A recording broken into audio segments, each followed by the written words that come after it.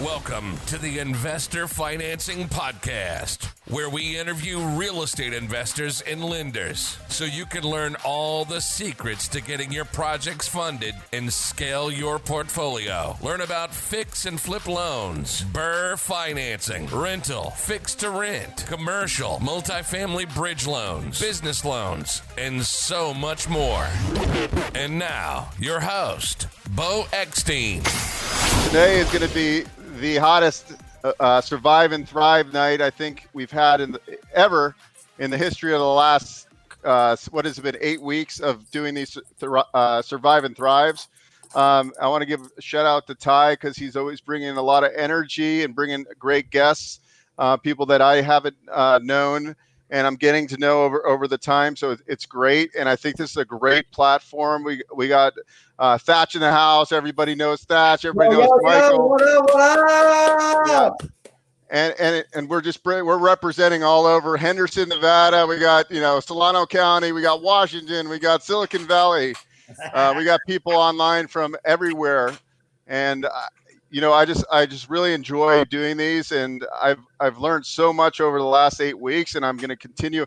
And really, what I've learned, I think the biggest thing my biggest takeaway is really, guys, like if you follow all these people that have come on, they're focused, right? They go after it every day. They're relentless, and that's the real key. I think we can keep learning and learning and learning, but if you're not relentless and going after it and door knocking, you're not going to get the deals, guys. You're not going to get the deals. And I want to get the deals. And my business over the last 8 weeks, because of these calls, has tremendously, I've grown so much. I can't even tell you. I've partnered with people. Yesterday, for example, I got $30 million in new potential loan fundings in one day. Nice. That's huge money. I've partnered with different lenders where I can offer better products.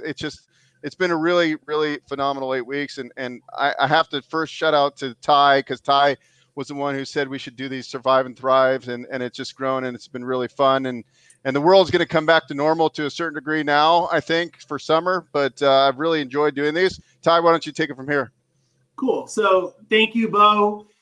Obviously, Beau's been having a real estate investment club going for several years, since I've known Beau, probably the last 7-8 years. Plus, he's had investment clubs. I got a chance to meet Michael at one of those meetups where he did an all-day event. Super cool. Michael has a lot of wisdom. The guy is a buy and hold investor. He's created a lot of wealth and passive income. He wrote a book. He's an author, one rental at a time. I want to also just shout out to Thach. Thach is a brother that I've known Thach now for almost 3 decades. And, Thach and I met at a Mike Ferry sales training realtor event. And it's beautiful because I love how Thach explains, some of us were going this way. And Thach was so clear about what he was doing in the investment game and wealth creation and passive income. And I'm going to have them just share in free flow.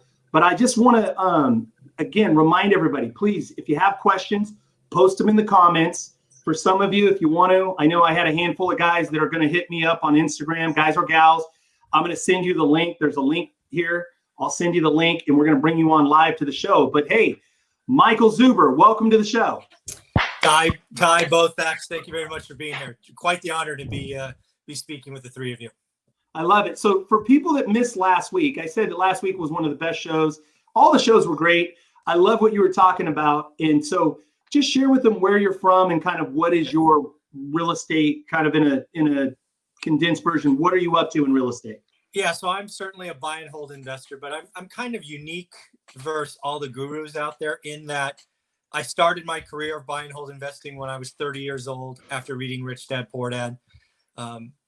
I had an epiphany that I didn't want to climb the corporate ladder, be one of those VPs in my organization who I saw were unhealthy and bad relationships and addicted to substances that I didn't want to play with.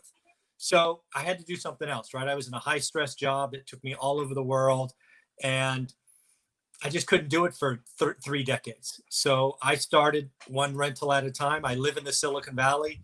It doesn't make sense to invest in the Silicon Valley as a buy and hold investor if you want positive cash flow. I do not bet on appreciation. It's not part of my equation. So I started with a single house in Fresno, California in late 2002. I rode that first wave to 8 houses.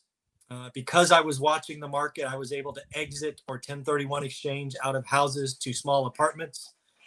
8 turned to 80. The market crashed. I had an 800 credit score, 7-figure net worth, 6-figure income, and banks said no. So when banks say no, it's not uncommon to me. I've been there before. So we did hard money and private money, and we bought hand over fist 40 transactions in 2010 alone, because they were literally giving real estate away from houses to apartments.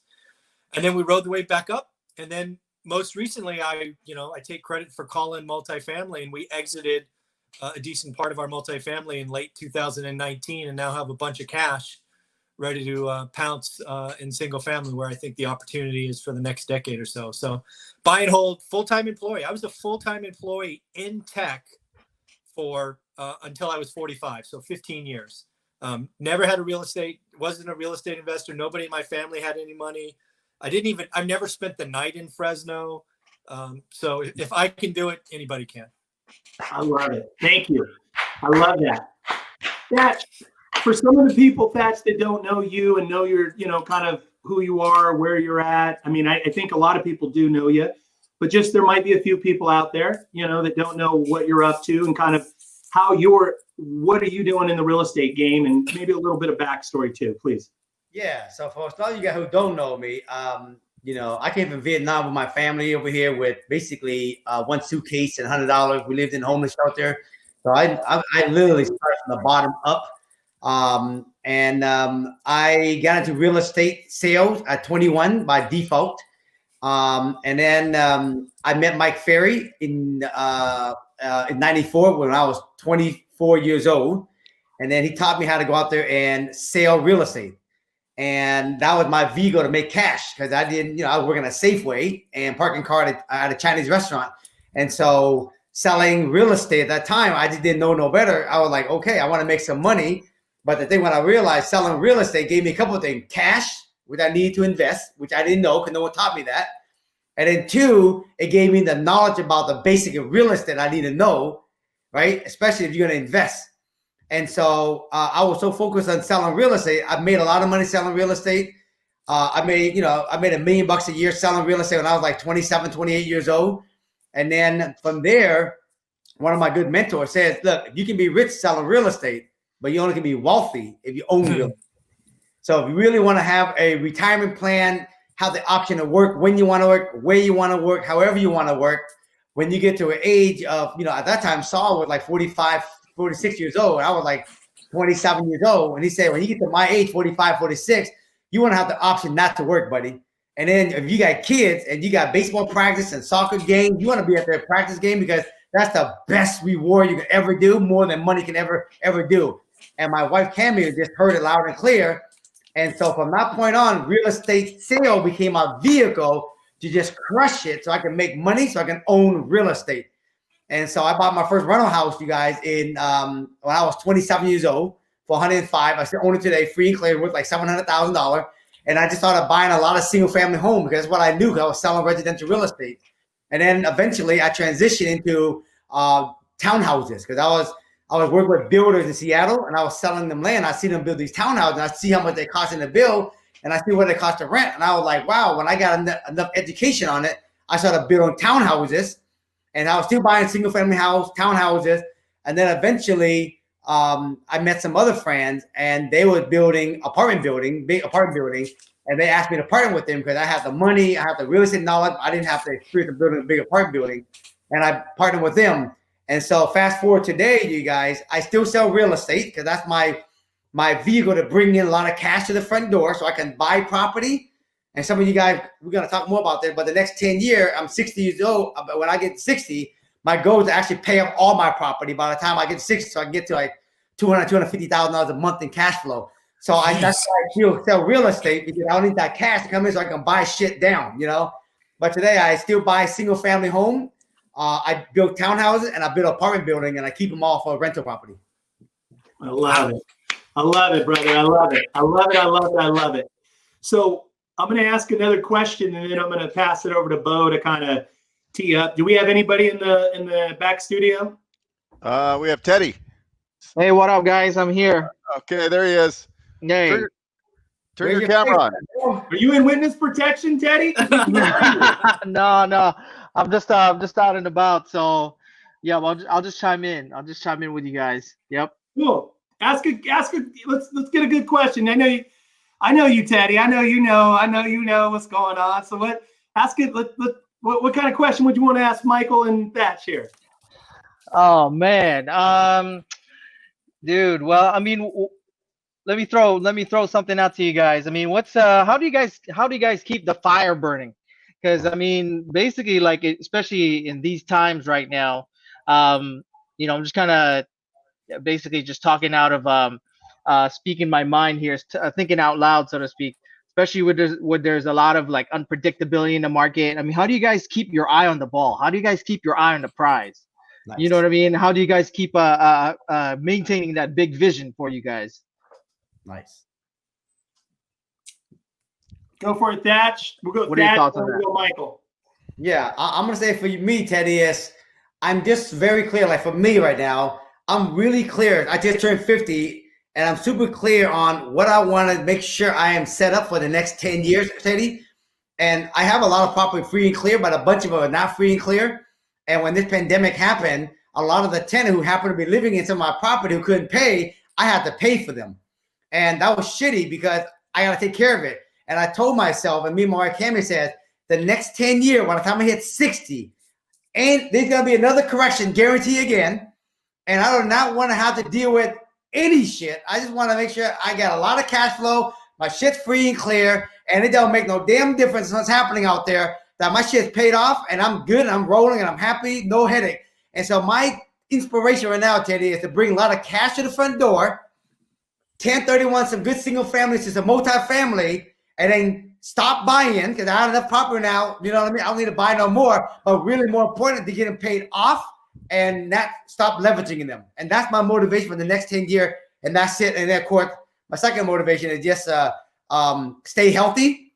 And then the third motivation for me is really train my two boys, Hudson and Russell, who's 14 and 12, to really get them mentally, physically, emotionally in this space so that later on, when we ever pass away, they know how to do everything themselves.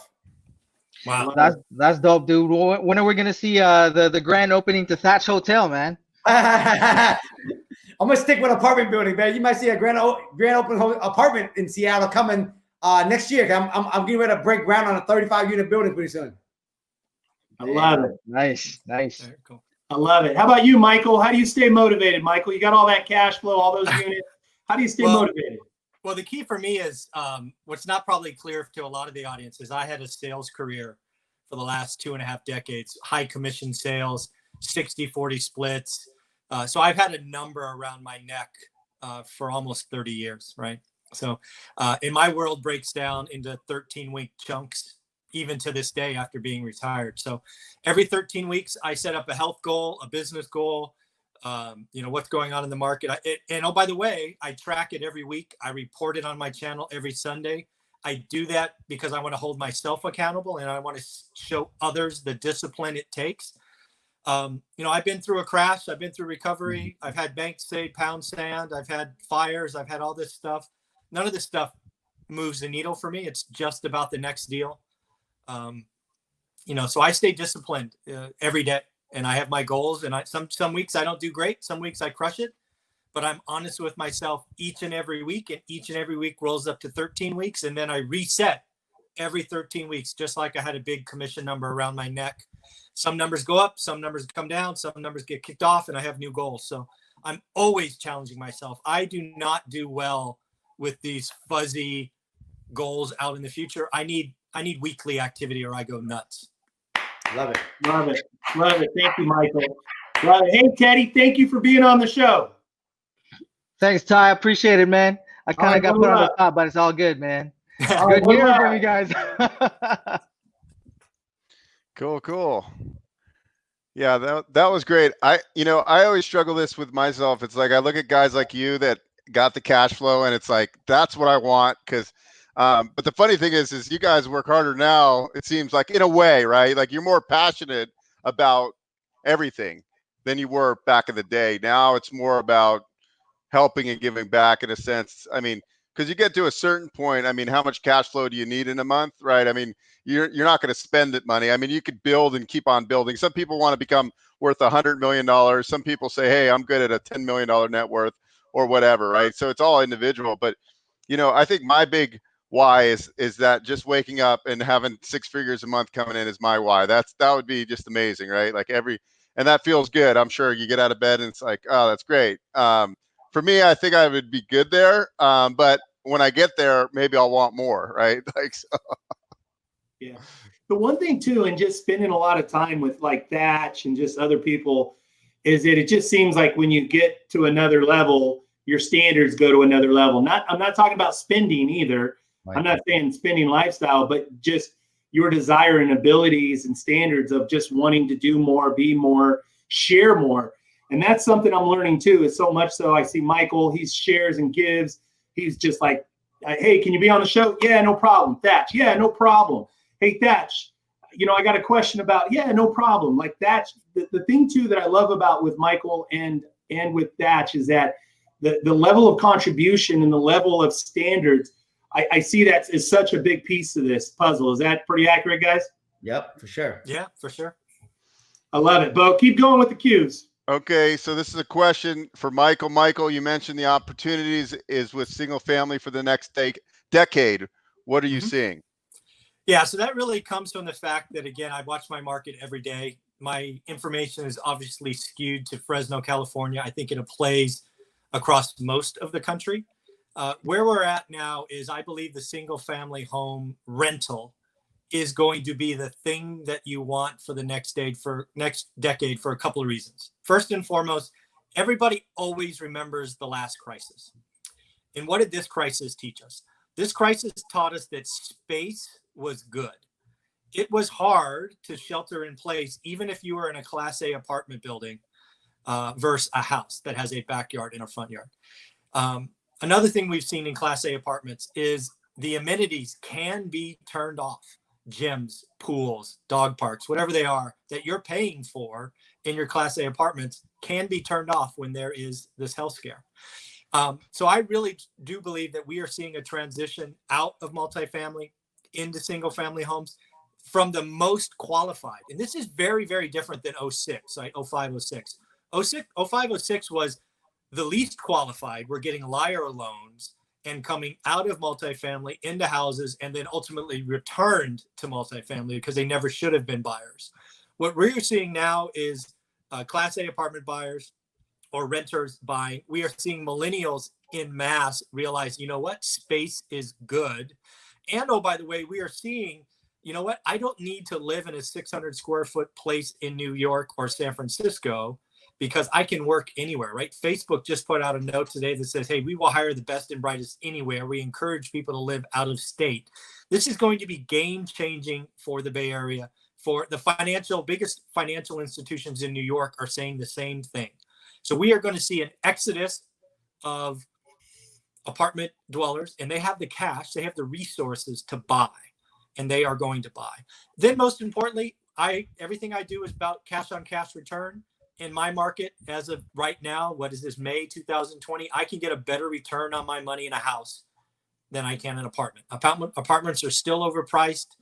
We will see a cleansing probably in 2 to 3 years when bridge debt comes due, cap rates expand, NOIs go down. It's going to be murderous in multifamily, in my opinion.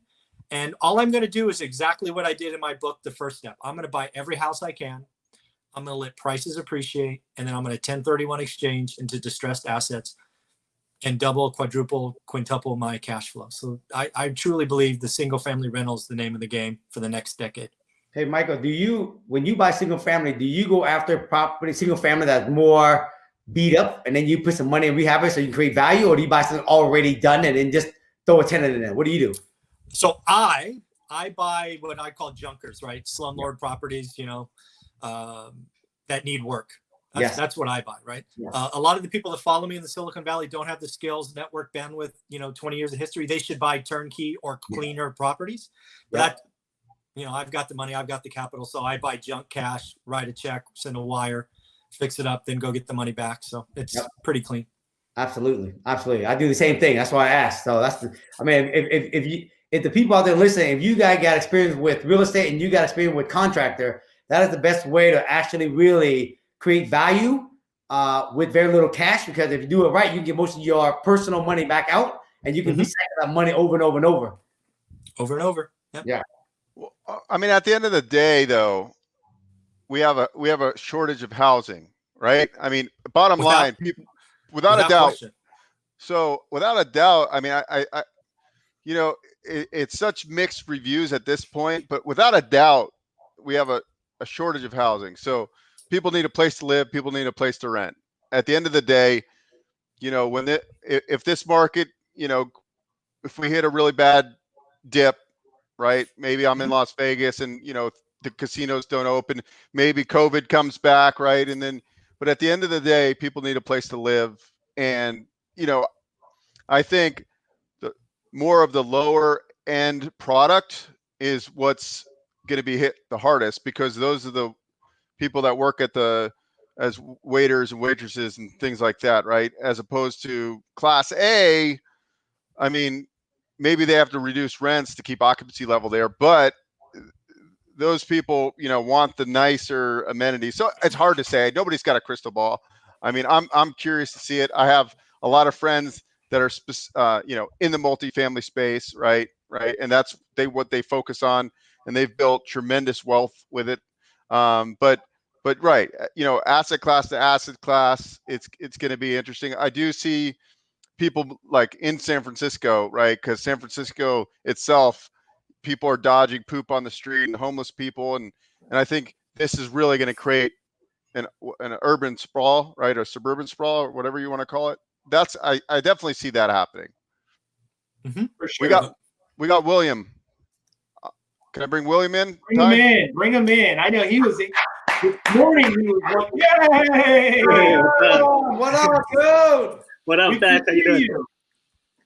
Good to see you guys. Thanks for having me, by the way. So I'm still, very much in the beginning of the process. Still, getting as much cash as I can through sales of real estate.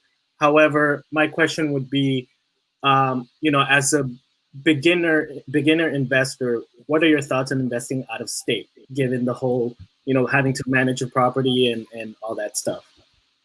Michael, go ahead.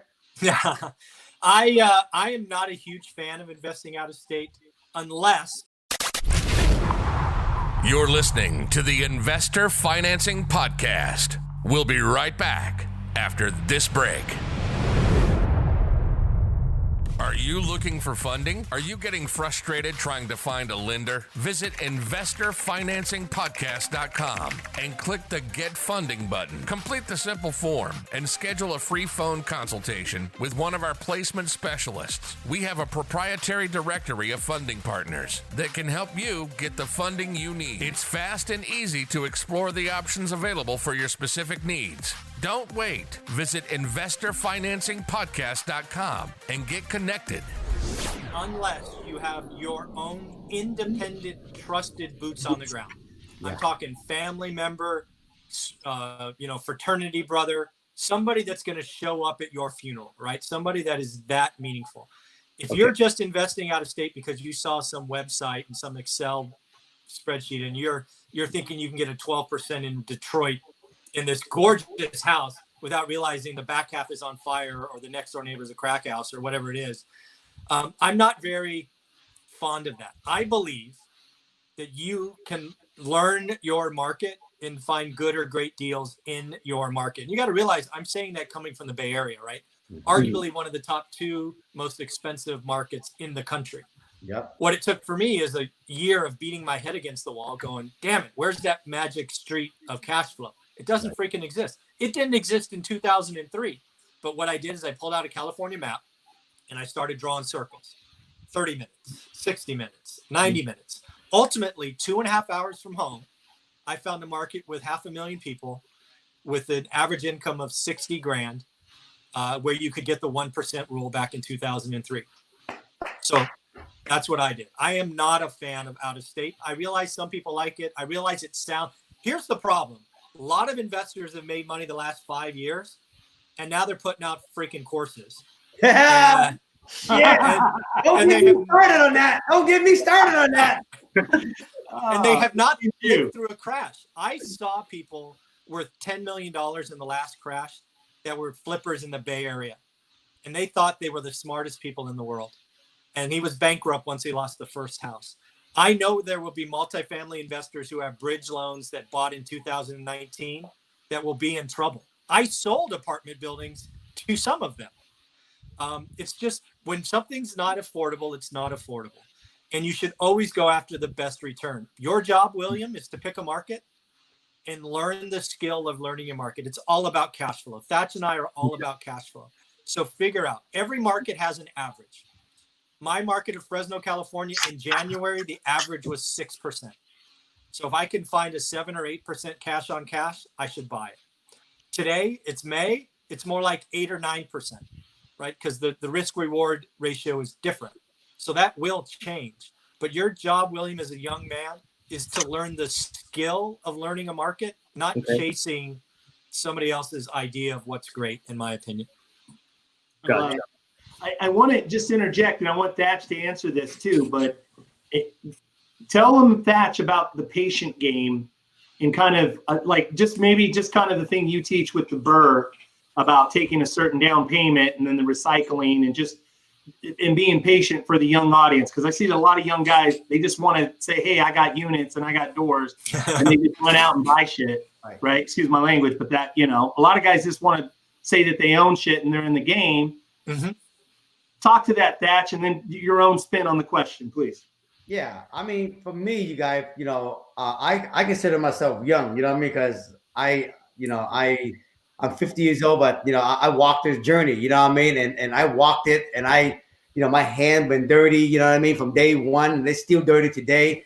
So I can tell you, what I've noticed, William, is that right now with social media, it's just so easy to flex on social media. And everybody want to be like that guy on social media. Oh man, he got this, he got that. I want to be like that. So all the young people, they don't even realize what it takes to buy a property and to get them paid off. Remember, the typical property, you got to buy something, take 30 years to pay them off. So you ain't going to see no real cash flow until that damn thing get closer to paying off. So the people don't realize, when's the last time you saved 50 grand, 100 grand, or even 500 grand? So if a house costs 700,000 and you need 4 of those, you know what I mean, to have a $10,000 a month in cash flow, you're going to need $2.8 million cash, right? And so people don't even see that, right? And so for me, to answer your question, William, is I used to think going out of state was the idea because Seattle was very expensive, just like the Bay Area. Because I hear, oh, you can go to Detroit, you can go down to Alabama, you can get doors for nothing. But see, I'm glad I didn't do it, but I learned my own mistake from Seattle. Because in Seattle, I went out there at the beginning when I had no money, William. I bought property in the area that has little appreciation, but cash flow. But then what happened is 10 years, 20 years later, that property I bought for $150,000 only double once in 20 years. And I wanted to sell it. And after commission closing, I'm thinking, damn, that's all I made after 20 years. And the cash flow was only $300 all those years. And then a roof or 2 leaked, and I had to pay a roof, and that money was all gone too. But no one talked about that shit on Instagram. Gotcha. And then I bought area where I had appreciation, but no cash flow, right? So all those years, those properties went up in value. But then when a renter moves out, I got to pay for it. You know what I mean? And it just wasn't well either. And then I bought property area where it had no appreciation and no cash flow. And then after 20 years, I asked myself, why the hell did I buy in that goddamn neighborhood in Seattle? And so from all those life experience, I realized if I study the market, and you only know your own market well, you don't gotta know jack shit about Detroit because you live in California, right? And so I studied Seattle well, and I knew where I live is very expensive, but I knew 10, 15 minutes away from Seattle, I know what type of property I should buy where I can get appreciation and cash flow. And where what happened to me was that's where I discovered the Burr. I buy fixer-upper in good area that has appreciation, but it's also in a good area where I get good quality tenant that pay good money. And when I rehab that house in a good area, that property was money, right? But I pay very little for it. But it got a good tenant in that area, and I found the magic formula and the magic ingredients in Seattle, where I can buy a property where I can get cash flow and appreciation. And in Seattle, if you do it right, every 10 years it double in value. And I can guarantee you it has the same thing in California, in any neighborhood. The problem is young folk don't ever study the goddamn market. Amen. Gotcha. Learn your market. Okay, perfect. Hey, William, I invest out of state, and I don't. They have a lot more money than I do, but it's panned out for me. But you know, it's a learning curve, like anything. But honestly, I think, you know, Thach at an early age was making, you know, 7 figures a year, so he was building up cash. So I think an important thing too is that you got to get your primary hustle going and make that money, so you can invest locally. Like for me, when I started investing out of state, it was easy for me to buy these, and I fund a lot of deals for out of state investors. So I see, you know, people that are buying mostly in Indiana and Texas, but I see what they're doing, and it's working for them. But they have to buy a lot of doors because their average cash flow is probably $250 per door, right? Got it. But and the burst strategy works, and it takes less capital. That's right. But you really have to have a team in place there. I mean, I like the idea of know your neighborhood, right? Because it's so much easier. If you're there, you can go and look at it and smell it and all that stuff. But I think it works. But you got to pick an approach and learn from everybody, and then kind of go with what you think you can do based on what you have. So so Thach, going back to you. So if he had a little bit of money right now, not so much to get in on a bird deal here, would you say hold off and save your money? Or would you say, well, you know, if he studied a market out of state, you know, and he finds a deal there, would you say go forward? Or would you? Here's what I know. You don't need a lot of money to buy a fixer-upper, because hard money lending, and you know, guys, if you buy a house for $300,000, it costs you $100,000 to rehab it. If you have little experience, they're gonna ask you for 20% down. Well, 20% down is $80,000 of $400,000. If you ain't got $80,000, you don't be fucking around anyway buying no property. You need to save your money. A lot of these guys trying to go buy flips and everything with $20,000. You can't do shit with $20,000, right? The thing what people don't realize is this: people are so impatient. They want to jump into investing when they should be killing the real estate fee game. Collect that money like a damn, you know, oil machine. Just ding, ding, ding, ding, ding, ding, ding, ding, ding. Rack that money in, because in your area, you just like Seattle, I can buy a fix for $300,000, $400,000, $100,000. Max, I need $100,000 to buy a fixer. Get that value added. Get most of my down payment back out. I'm rolling again. So, in my opinion, go sell a lot of real estate, William. Stack up $100,000, go buy a bird property in your own backyard, study your backyard, and you can find the secret, duplicate it over and over, you kill it, baby, in appreciation and in cash flow. Damn, all right. I love it. And by the way, he's a hard worker. So this guy's in a prospecting accountability group. He's in there every day. He's making his calls from 9 a.m. to 12 noon. Back in the afternoon making calls. I see you working, man. So Thank you. time. You're gonna make money, bro. You're gonna make money. So it's like, I wouldn't worry about being in a hurry to get into a deal. Like Thach said, and I think collectively, I think there's no wrong way, right? Like Beau's out of state, he's done stuff. I've done stuff out of state too. But I think, again, the bigger picture is you got to know your market. You got to work your own plan. But the big thing is don't be in a hurry, right? Okay. Save your money, stack your racks, and really go in with the right, you know, well capitalized versus being desperate and thin. You know, I think that's the bigger message. Would you guys agree? Yeah. Sure. I'm going to say the real boss. The real boss is the guy that can go generate some cash and know their market and understand the number. That's the real boss, and find the good deal. Bingo. Okay? Right. I love it. Thank you for coming on. Sounds good. Appreciate y'all. Thank you. Love it. Great job, man. Thank you. Hey, so I want to just say too, I just want to do a plug right in the middle because did we lose Beau? Yep. Oh, he'll be back. Oh, there I am. There you go. So what I want to do is just really, I want to plug one of the things I didn't share with you guys, and it's kind of like the commercial break, but it ain't a commercial. This is the last show that Beau and I are doing on Thursday night. So we wanted to go out with a bang for Thursday night. We know that basically it's Memorial Day weekend. We're into summertime. And to have people's attention on a Thursday evening, we think is maybe challenging. We think also people are pinned up and want to get out. So I want all the viewers to know this Thursday night, this is the last of the Thursday night show. And then we're going to relaunch the first week of June, and it's going to be an afternoon show. So we're going to still keep the show going. We still want to bring on Thach and Michael again and again, and other great guests again and again. But I want to share that. The other thing too is I want to just rather than do it at the end, because I think that's what everybody does, I want just a quick little 60-second plug for what you do, because I know that both of you guys add tremendous value.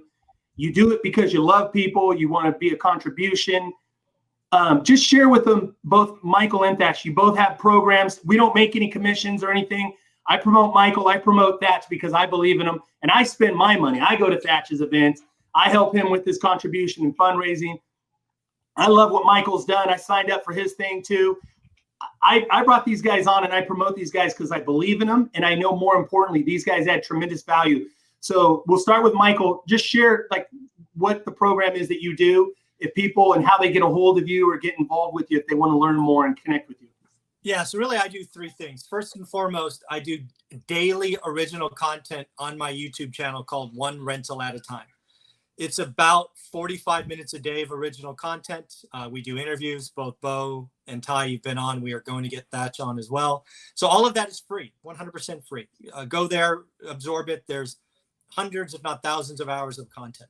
I have written a book about being a W-2 employee in tech and how you went from a single house to financial freedom. That is on Audible and Amazon. It's behind me. It's called One Rental at a Time.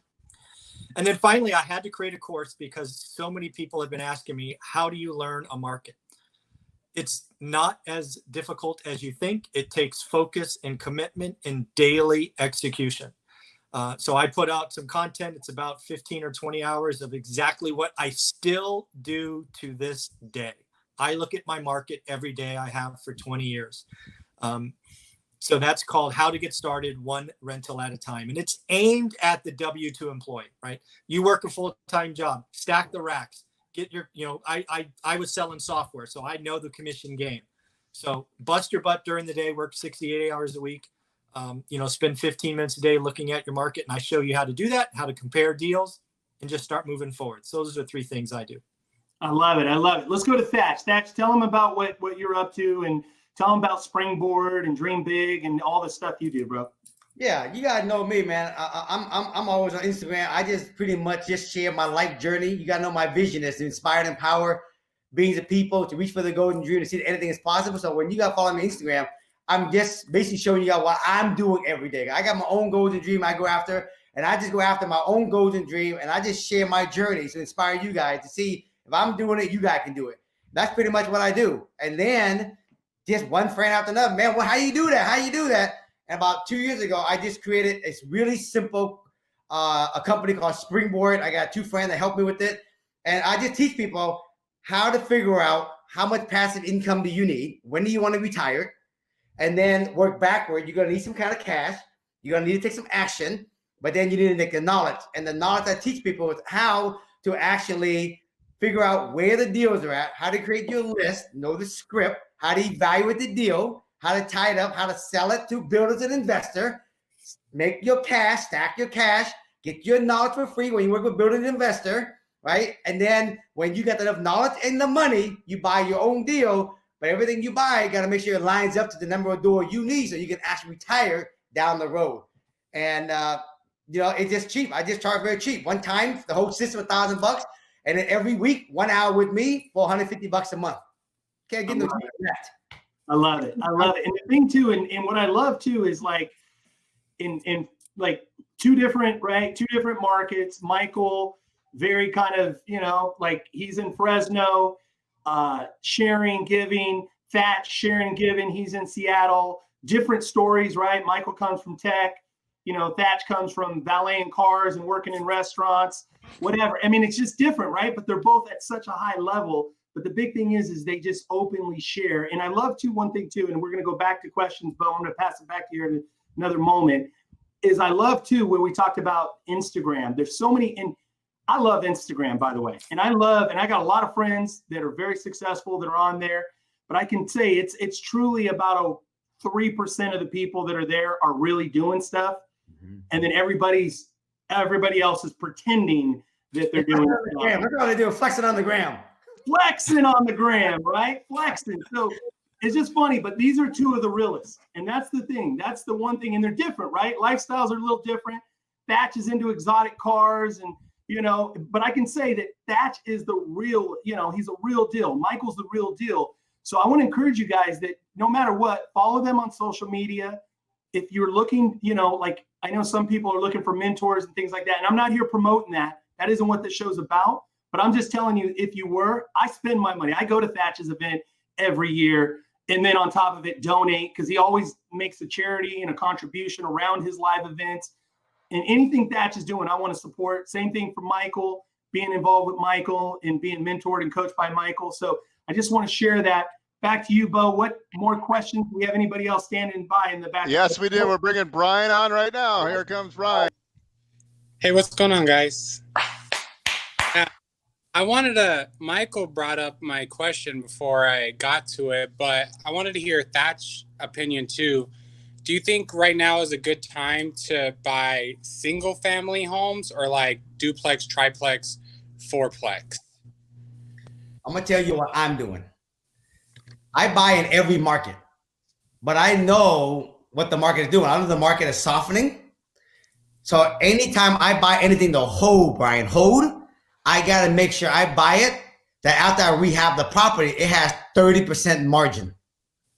Mm-hmm. So since the market is going down, I raise my standard up during these time. So anything I buy today has to be 40 or 50% margin. And I only look in certain area. So even if that property happened to go down farther than I thought it would, but it's in a good area, it's going to come back up and make no difference because it's in a good area. And in those good areas, rarely you ever find good property. So if I'm going out to 30, 40, 50% margin and it happens to go down further than 34% margin, which I doubt it, I don't care because it's going to come back the other way because the place I buy has appreciation and cash flow. And those property right there in those areas, it's always going to rebound. And I'm a long-term kind of a guy, a marathon runner. It makes no difference to me. So you got to be clear on what you're buying. And then you can decide, should you buy single family duplex now or later? And then is it 30% with construction? Or? That's after everything. If I'm all in at 400,000, right? Take 30% of that. I mean 400,000 plus 30%, right? That's another 120. Add 120 on top of that. So at the end of the day, my property, the ARV is always got to be 30% of what I'm all in at. So if it's $1 million ARV, I'm all in purchase price and construction at 700,000. So I'm always got 30% margin everything I buy. And so do you try to burr everything? You don't keep money? Right. That's a good question. If it don't fit 30%, I flip it. If it don't fit a flip, I assign it. If it don't fit an assignment, I list it. So I always start from the top down. When I used to sell real estate from the bottom up. But now it's everything. Every time I see a property, I ask myself, is this a burr? And then if it doesn't hit 30%, it's an automatic flip. Then I get rid of it. So that's my standard, how I work. So for an investor like myself that I'm trying to build a rental portfolio, yep. Do you think I should stay as strict as that, as keeping it only 30% burr keep, or do you think I should be investing some of my money and keeping it in property? Well, the reason why you want to buy fixer upper, and Michael will tell you, because if you buy something as a fixer, after you rehab it, you create extra instant equity in the property. And when you refinance into permanent financing, bank will usually give you up to 70% of the appraised value. So if you got 30%, that means you can get pretty much your original money back out because you got 30% equity. But if you only got 20% equity, you got to leave some of that in there. But still leaving some of it in there is still better than buying something already done. Just put carpet and paint and just run. Does that make sense? But like Michael said earlier, if you have no experience on contracting and that never flipped a house before, you better off with buying something already done and just park your money. But knowing that if you park your money, you can't take it out. So if you need money, it might not be a time to hold yet. Maybe you use that money to flip so you can stack your racks before you can actually park your money so you can keep it. Michael, you want to add that? One of the things, Brian, I would ask you, because I get this question all the time, right, from new investors. Should I buy a fourplex? It's always a fourplex, right? Because that is the largest residential loan you could get. So I'm guessing, just based on the fact I've gotten the question 1,000 times, is you're trying to house hack, meaning you're going to live in one of the units and then rent out the other 3. That's just a wild ass guess, so I could be wrong, but that's what I was thinking. No, I own my property that I live in. Oh, I own a couple rentals. And there you go. Yeah, but he does a lot of flips because too. I own single family, and I was like, hey, I'm building up a lot of cash right now, so I'm like, should I go start looking at multifamily or just keep doing single family? For me, it's learn your market. I can put a 500 square foot single family home up to a 20 unit apartment building in the same spreadsheet, and it tells me what the best cash on cash return is. I'm not picky. Some markets, from 2015 to 2019, multifamily won every time. Starting in late 2019, single family homes started to win because people were overpaying. They were having assumptions about rent growth. Their NOIs were a joke. They were saying you can operate a 20 unit building at 30% expenses. And I was never able to do that for anything less than 45. They were just bad assumptions. So I'm not picky. I put a house, a fourplex, and a 20 unit building in the same spreadsheet, and I take the highest cash on cash return. Yeah. And I'm going to add this, Ryan. I buy everything, bro. If the number makes sense as a keeper, I'm keeping it. Yep, exactly. That makes sense. If you can find a good deal on a fourplex over a single family, you got to take down the fourplex. Absolutely. If you got a hell of a good deal on a single family, take down a single family. Okay. It's more of a number than it's a single family than multifamily. Correct. Okay. I love Thach's decision-making tree too, by the way. Buy and hold, keep it as a burr, then flip, then assign it or wholesale it, and then take it as a listing and, refer it out to another person for a referral fee or something like that. But I love that pyramid, Thach. I love that. Hey, Brian, great job, dude. By the way, Brian is in an accountability group with us in the morning, and he prospects. The guy, he's a hard worker, man. I know this guy, I know he's successful, and he's another guy that's going to be really super successful. How many contracts you get in the last week and a half or in the group? I know you were talking about it today. I signed 2 contracts today, and I could have been buying more, but I was nervous about if prices were going to go down. So I just want to ask one more quick question. Do you guys think we lost him? Okay. He's trying to stay in here. Say it again, bro. Say it again. I didn't hear the question. Do you think prices are going to go down in the next 2 years? Where are you? California. Where in California? Inland Empire. I don't know. I would say actually I'm pretty vocal. I think much of California is in for some price hit. I think what we have going on with taxes, with fees going up, a $54 billion hole in our budget means that Prop 13's at risk. State taxes could go up. There's a lot of bad things going on in California, and I say that as somebody who's lived here for nearly 50 years. I expect prices to go down. I expect prices in Mountain View to go down 15 to 20%, for example. Yeah. In Seattle, I live in the heart of Seattle, Brian, and I think it's gonna go down about 10%. But I'm literally in the heart of Seattle, and I don't buy rental in the suburb. I buy rental in the heart of Seattle. So I figure 10%. But if I'm going out to 30% margin or 40, 50% margin, I'm pushing well. I agree with that. I'll just chime in on that thought is one of the things I've been just people when I'm talking about this specific subject, I would say just really focus in on the median value of any city and then really work underneath the median and underneath, and the further down low under the median of the value, I think just in terms of being able to flip, I think under the median value is a little bit safer place to play and a little bit more stable. So. Oh, it's a lot safer to play. I mean, let's just be clear. When you talk about medians and price drops, that's the entire market. Even in the Inland Empire, there's a high end, right? There are parts of the Inland Empire that are 2-3x the median. What we are going to see very clearly in California is a statistical anomaly where the high end gets hurt the most. The low end's on fire. Even today in the pandemic where nobody can see anything, it's flying out the door. Yep. So it's just a statistical anomaly where the bottom end is selling more and the top end is not transacting. And then you do the math, the average falls because the high end always takes us so much higher, right? It's kind of a statistical anomaly, but don't play in the high end. That not today. Don't go 2x the median. That's dangerous. I love it. Beau. Yes, here's a question. Can you guys see the screen? Yep. This is a good question for Michael. Mm-hmm. Do you see it? Yeah. So what you do, so how do you learn your market? Basically what I teach is in the beginning is pick a zip code. So pick a city, pick a zip code, pick an asset type. For example, 3-bedroom, 2-bath, 2-car garage, single story, built between 1950 and 1970. That's 1,100 to 1,500 square feet.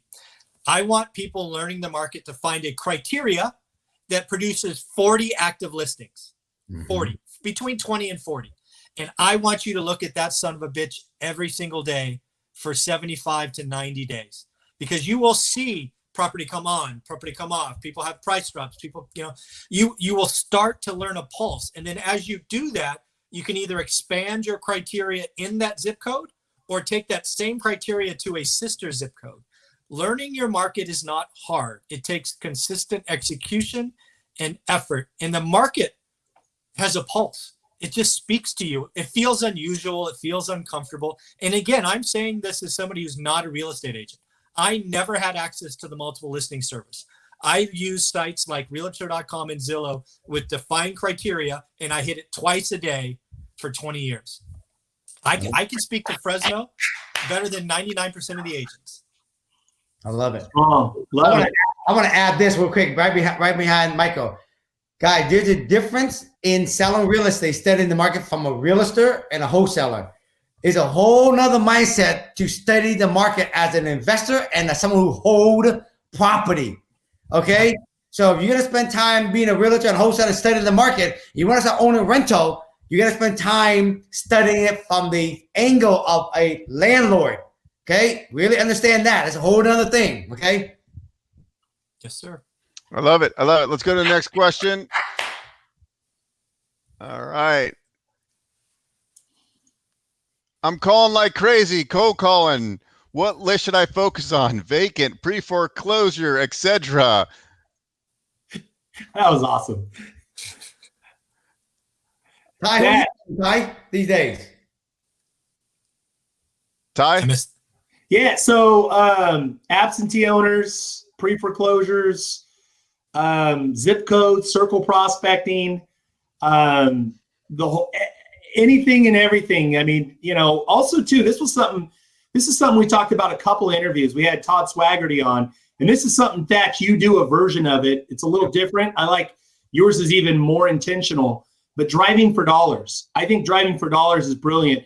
And I read this and was talked about where, the best list is the list you can't buy, right? So driving for dollars is where you're driving around and you're looking for, like, I was on an appointment today and I'm on this 4-lane road, but I see this tall grass and I'm like, oh, wait. And I'm like, what street is that? And I'm like, and I see the cross street, and then I get to my office and I pull a map up and then I look and find that house because I didn't have time to stop. A 4-lane highway, 50 miles an hour. But point being is driving for dollars is the best list because nobody else has it. It's much less competition. You're looking for tall grass, broken down houses, broken down cars, things that look vacant. And then even Thach takes it a step further. Thach, tell them about what you're doing with door knocking and kind of private investigator work you do. Yeah, for me, it's harder for you guys in California, but in Seattle, we have the county record, and on the county record, it shows that, like this property here, so the total house value is 621. And they said that the structure value is only 320 and the land value is like 300. So if you take 320 divided by 621, that's like less than 40%. So what I do is I tell the title company, give me everything that's a structure value in that zip code. that's less than 40% of the total value of a property. So when I get the list, all my property from 40% and less. So I mean, when I get the list, it already came as already a fixer. Then I do drive a dollar with these. Now I'm driving with a purpose. Love it. Love it. And Thach, you're door knocking. Tell them just a little bit about. Yeah, for me, what I do with my list is I usually just call everything. But then I ask myself, if I'm out there buying, then what list should I buy? Right? What property should I prospect? So for me, I'm prospecting fixer in single family zoning with a big 5,000 square foot lot, because I can buy, I can keep the fixer, I can put a detached dwelling unit in the back. I'm also fixer on multifamily where I can tear down that fixer and then put 4 or 5 row houses on this property. And so I'm doing what I call strategically creating lists so that I can buy them myself. And if I can't get the price I want, I can always wholesale it to somebody else. So I don't waste time just calling to call. So I specifically create lists for me to buy, and I cold call for me to buy. I don't offer me to buy. If they don't fit what I want or the price isn't fitting, I wholesale them away. Love it. Love it. Love it. All right, we got Ali. Ali, can you hear us? Hey. Welcome. Welcome. Thank you guys for having me. I'm a big believer proximity is everything, and just really hearing you guys out, it's very inspiring to know that all these things are available to us. You know, the question is, are we available to all these things, right? So it's a little bit nerve-wracking to be around to speak with you guys. I'm fairly new in the business, about 2 years. And really, I listen to a lot of the things you speak about, Thach. And one of my first questions is, you know, you talk about building these relationships with the investors, right? What is the best way to really initiate that and get into it? You know, build strong relationships with these people where they can on a level where they can trust you. Investor that can buy the property from you, or investor that invest inside your project? Well, investors that you can get multiple deals from. Okay. Multiple deal from, meaning I can as an agent that I can represent. Yeah. Let me pre-frame the question. Yeah, I find them the deal. Yeah. So Ali's connections a little bit. Ali is a hard worker. Yep. He's one of the, again, a lot of these guys I teed up because these are the guys that show in and day out, prospect. He's on the phone 5-6 hours a day. If he doesn't have appointments, he stays on the phone. The guy's a hard worker, very disciplined, one of the most disciplined. This guy's going to be hugely successful as well. Newer agent, works in a great environment, works in the Ontario County office. I mean, he's surrounded. So this guy's going to be really super successful. And I think the question is, Ali, basically he's prospecting and he's trying to figure out in the matchmaking, Thach, how do you find the developers and investors and the guys that you can assign deals to, guys that you can double into your listings, and then maybe even later develop relationships where you can maybe do stuff together. Is that kind of what you're saying, Ali? Yes, exactly. Perfect. Thank you. So in your area, if you're at a Downey, there's 2 types of property that's happening right now in your city. They're fixer houses that be remodeled and then they put it back on the market. And then there's another type of property that's called RD2 and RD 1.5. RD2 is that you can put 2 townhouses on one lot, or RD 1.5, they can put 4 townhouses on one lot that's 6,000 square feet because it's 1,500 square foot per lot, right? So those builders, if you notice, they buy those and then they build 4 townhouses and then they sell them as a pack. Make sense? Yes. So what you got to do is you got to go out there, just like Michael said, you got to study your market. Say, if you pull up the MLS or Drive, you see all these remodeled houses in the area you work, pull up who are the owner of those property.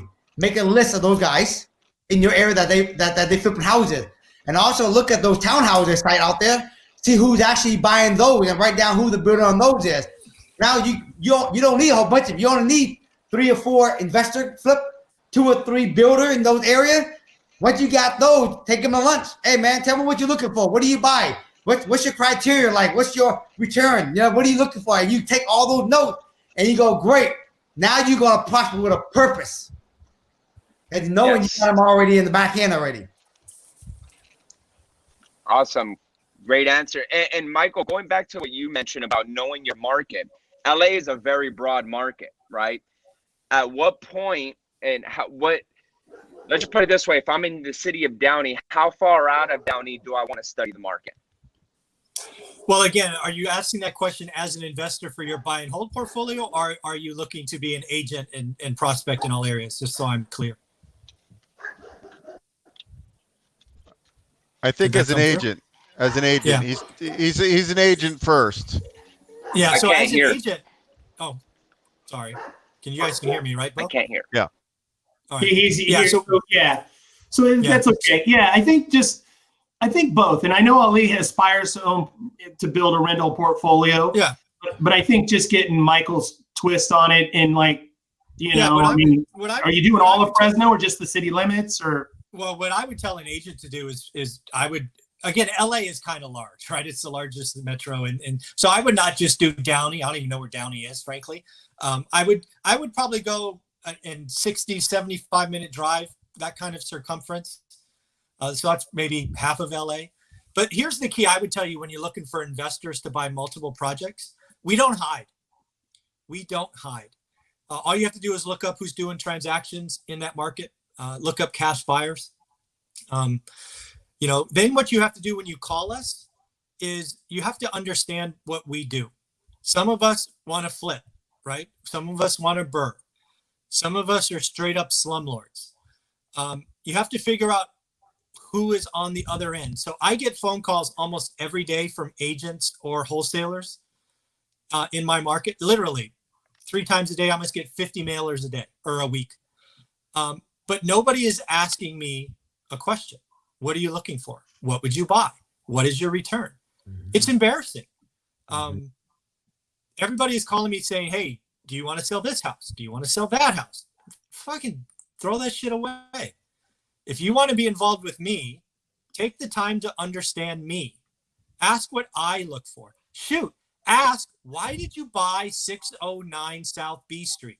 Why'd you buy that? What did you see? What are you doing with it? Oh, by the way, I drove by it. I seen you put on a new roof. You changed the paint color. Show that you are putting in work and understanding what I'm doing, and I'm going to return that phone call. I have never returned a phone call from an agent or a wholesaler that says, hey, I saw you own property X. Can I list it for you? Delete. If you call me and say, hey, I saw you bought this. I see you're doing this. I drove by. Here's a picture I took for you. You're going to get my attention. If you put in work and you try to learn what makes sense to me, I'm going to add you to the list. I have 10 to 12 agents in Fresno who I've invested time with. I return their phone calls. Shoot, I pick up their phone calls. I love it. That is a great answer too, because you are the well that that Ali's looking for. I mean, I think that's a great answer. Did that help, Ali? Great questions. Thank you. And another great thing to find buyers. I mean, look at like Brian. He's in your market or close to your market. He's just telling you he'll buy your deals. I mean, you just go to a local real estate meetup and find the guys and girls that are actually closing deals. Yeah. One thing too, just for Ali, because I know he'll either watch the replay on this, and I think it's a good question because it's appropriate for, I'm sure, a lot of the listeners, a lot of the people watching, is that like Danny Navarro, right? That's somebody that I know spent a ton of time with Thach. He was on the show a couple weeks ago. I know I've spent a lot of time with Danny. Danny's one of these guys where he literally was agent, then, working with Thach, he learned how to like work with investors and developers. And then now he's got his own projects and building his own portfolio. So. Yeah. I mean, Danny, like from our last interview, he's doing exactly what all he needs to be doing or wants to be doing. So they should squat up, as Thach says. They should squat up, baby. Okay, here's a question from Su Zhang. What did you do to network with and partner up with trustworthy general contractors? Trustworthy contractors. I don't know. Sober too. Sober. Put the word sober in there. Just kidding. I love the contractors. I'm just kidding. Who you want to go first? Michael, go ahead. I wish there was a magic answer for general contractors.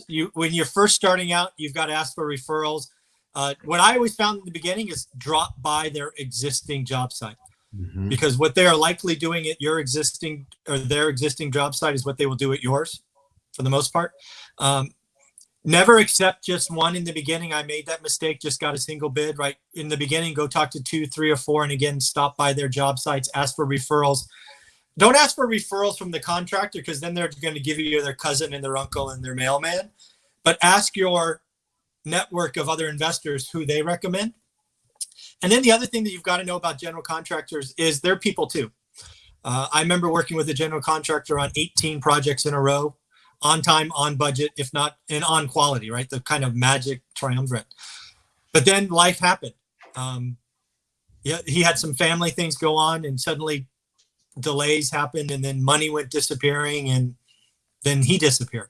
Mm-hmm. So just because you find a good contractor, don't think you've solved the puzzle. You have to keep networking. You need to have a backup. I have 2 teams going at all time, and I have 5 or 6 ready to slot in if I have to. So unfortunately, contractors are people too. Life happens to all of us. So you're never quite done, in my opinion. Yeah. Smart. Can't add no more to that one. That's pretty much it. Hey, Ty, why don't you kind of, we're past our hour mark. This has been an amazing night, but why don't you kind of bring this full circle here? I just, a couple things. I want to thank everybody who's watching. Again, about 30 minutes ago, we talked about, this is the last Thursday night Facebook Live that Beau and I are doing. We're going to be moving it. We're going to relaunch on June the 2nd at 1 p.m. So June the 2nd at 1 p.m. We're going to take next week off. It's a holiday weekend. We're taking next week off, and then we're going to relaunch. It's going to be a Tuesday recurring show, 1 p.m. Lots of guests. If you guys have suggestions on guests or people that you want, and I don't care how high level or how beginner, or just somebody you know that's doing big things, and more importantly, somebody who's about contribution, somebody who's a sharer and a giver, a go-giver, please inbox me, inbox Beau. We want to, I'll find them. I'll track them down. I'll get them on the show. So please share with that. I want to thank everybody for who watched. We did this because we wanted to, the whole purpose of this was contribution. We knew 8 weeks ago when everybody was shelter in place, we needed it for us, but we also knew that there's a lot of people out there that need inspiration, need some guidance, need some coaching, and maybe couldn't afford it, or maybe just, economically the money's a little tight, and you're like, hey, I'm not signing up for a program. We wanted to give. We wanted to give something and give a ton of value, and we're going to continue to give. So for any of the real estate agent and prospectors and people that are proactive, please inbox me, because I want to invite you. We have a free accountability group, 9 a.m. to noon. We do prospecting daily, Monday through Friday. I want to encourage, and I want to go back to, I want to thank Thach. I want to thank Michael. I want to go to Thach. Thach, tell them specifically, how do they find the Springboard for Wealth? What's the website for it? Just go to my Instagram, guys, in my bio. That's it. Real simple. Got it. So go to his Instagram. It's in the bio if you want more information on that. Thach is awesome to follow. He shares tons of great content. He does what Gary Vee talks about, documenting the journey. Same thing with Michael. Michael, one more time, how can they get a hold of you? I'd go to YouTube, one rental at a time. Love it. And then Beau, if we need money, if we need some hard money, or we need commercial lending, how do people get a hold of Beau? I'm going to put it up in the screen right now. I like to be called, texts, anything you guys want. There he is, right there. There's Beau's mobile number. Call him, text him, and you do stuff all over the country, right? It's not just California, Nevada. Yeah, nationwide. So, I like to, the great thing about what I do is I get to get in the minds of all these different investors, like my buddy Vinny Chopra, who owns, 3,000 or 4,000 units, and he's buying in emerging markets. And then I'm learning from guys that are doing ground up multifamily projects. Then I'm learning from people that are, they own 200 rental properties. Actually, just spoke to a guy that owns 200 rentals in Fresno. We talked for a while, but he called me because I think he must have heard your segment on Las Vegas, because he goes, hey, how's the Vegas market doing, right? Because Michael interviewed this realtor out here about what the market's going to do, because obviously the casinos are closed, and this is probably one of the markets that might be stressed the most, so there might be some opportunity. But Yeah, I'm always learning, but I want to get into your accountability group, Ty, because that's what I need. Yeah.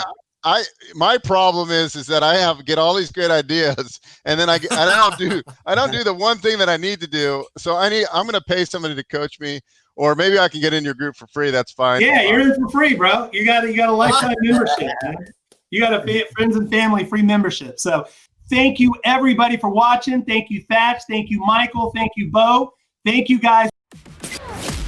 Thanks for listening to the Investor Financing Podcast. For show notes and useful resources, please visit investorfinancingpodcast.com. For questions or comments, email info@investorfinancingpodcast.com. If you enjoy our show, please share it with your network. Until next time.